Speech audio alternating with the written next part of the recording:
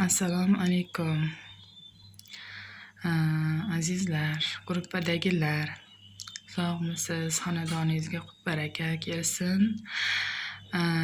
Sizlarga sut mahsulotlarimdan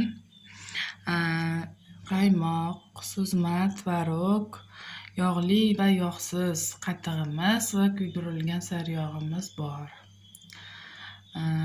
Xarid qilsangiz, uni olgandan keyin, iste'mol qilgandan keyin birorta bir xato va kamchiliklari bo'lsa lichkamga yozasiz. Keyingi safargisida chegirma bilan beraman. Bu ishni o'zim endi birinchi marta boshlashim. Avval qilib yurmaganman. O'zim oddiy uy bekasiman. 4 farzandim bor. Uyda turmush o'rtog'imga yordam berish maqsadida boshladim bu ishni. Ro'za Ramazon oyida. Xudo xohlasa yaxshi bo'lib ketadi deb o'ylayman.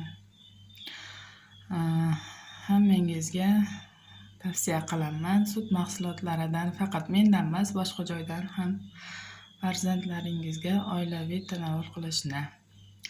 Sog' bo'linglar.